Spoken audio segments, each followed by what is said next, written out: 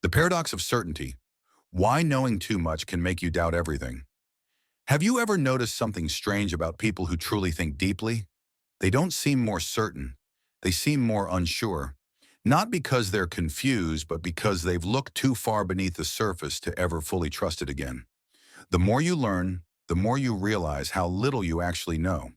That's not just poetic. It's a paradox deeply embedded in the very nature of intelligence.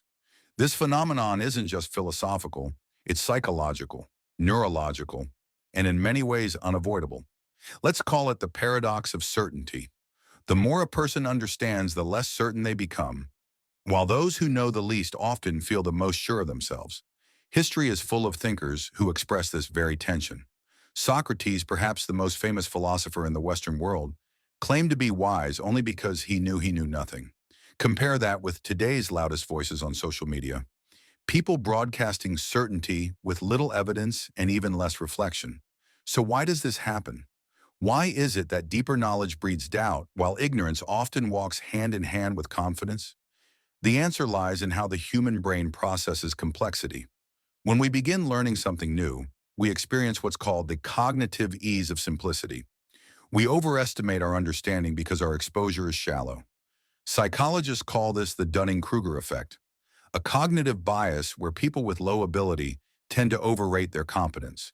But as we learn more, we begin to see the layers, the contradictions, the exceptions, the unknowns.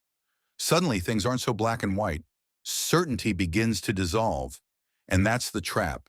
True knowledge doesn't give you clarity, it gives you questions. This is where the paradox becomes painful. In a world that rewards confidence, those who speak in absolutes are followed. They lead, they influence.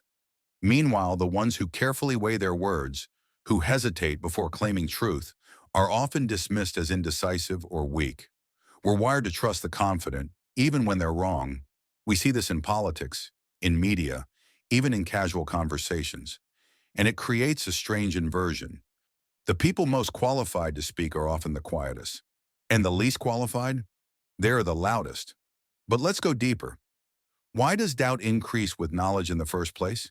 The answer might lie in what neuroscientists call cognitive dissonance, the mental discomfort we feel when confronted with conflicting ideas. Shallow thinkers don't experience much dissonance. They simplify or ignore contradictions. But deep thinkers, they swim in it. They see the contradiction in ethics, the ambiguity in science, the gray areas in history, and they carry all of it in their minds like a heavy backpack. This doesn't mean they're lost. In fact, it means they're more accurate, more realistic. But realism doesn't always feel good. In truth, most people prefer clarity over complexity, even if that clarity is false. So where does that leave the deep thinker? Often isolated, misunderstood, labeled as too negative, too analytical, too uncertain. But maybe that's the cost of seeing the world as it really is, instead of how we wish it to be. In a strange way, this makes thinking itself a kind of rebellion. To pause, to reflect, to say, I don't know in a world full of hot takes and snap judgments.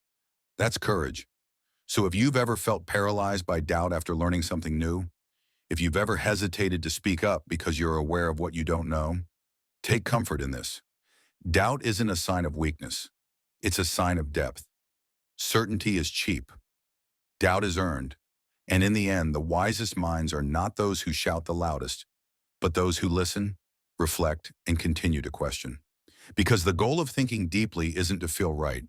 It's to be honest with yourself and with the truth, no matter how uncomfortable it may be. If this video resonated with you, share your thoughts in the comments. Have you ever experienced more doubt the more you thought deeply about something? Let's discuss about it.